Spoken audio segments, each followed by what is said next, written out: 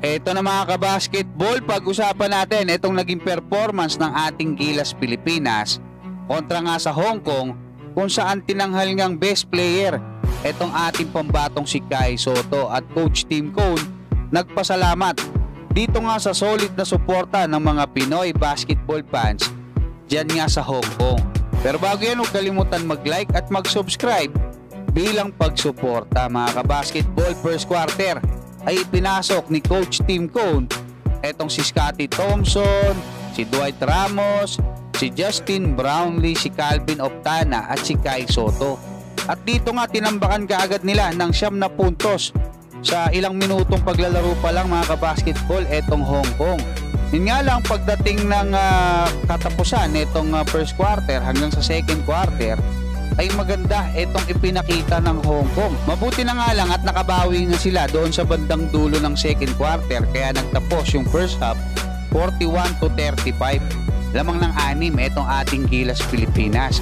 Pero pagdating ng third quarter mga kabasketball, wala na, nilamon na ng buo nitong ating Gilas Pilipinas etong kupunan ng Hong Kong. Tinambakan nila ng 30 yan mga kabasketball. Sa pagtatapos nitong laban, third quarter, alam ko inilabas na si Kai, no? Hindi na siya ipinasok nung fourth quarter. At nakapagtala nga ng 16 points, 7 rebounds, 7 assists at 3 steal etong si Justin Brownlee sa loob ng 27 minutes na paglalaro. Si Kai naman merong 13 points, 15 rebounds, 1 assist at 1 steal, habang si Calvin Oftana ay merong 5 points, 4 rebounds, 1 assist, at si Dwight ay merong 9 points, 6 rebounds, 5 assists at 1 steal. Si Scottie 5 points, 2 rebounds, 9 assists, 1 block. Si Newsome 7 points, 6 rebounds, 3 assists, 1 block. Si CJ 5 points, 2 rebounds, 3 assists. At etong si Kevin Tiambao 15 points, 3 rebounds, 2 assists, 1 steal. Si Malonzo 11 points, 1 rebound. Si Japet Aguilar merong 6 points, 3 rebounds, meron siyang 2 steal at 1 assist, habang si Carl Tamayo naman ay may 2 points, 1 rebounds at 1 rebound at 1 assist. So overall mga kabasketball, ang naging player of the game ay ito ang ating pambatong si Kai Sotto. Double-double, no?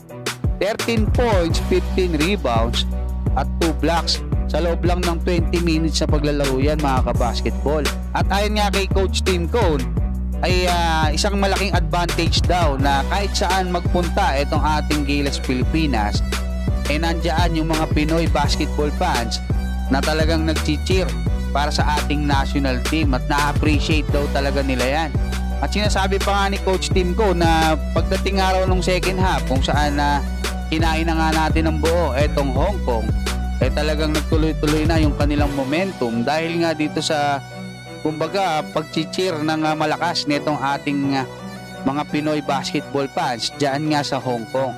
Actually paglabas nila, no, nandoon sa hallway itong mga Pilipino na talagang todo suporta dito sa ating national team. So yun mga kabasketball, antabayan na natin yung mga susunod na updates at yung magiging laban nila kontra nga dyan sa Chinese Taipei. Hanggang dyan mga kabasketball, maraming salamat at God bless sa inyong lahat.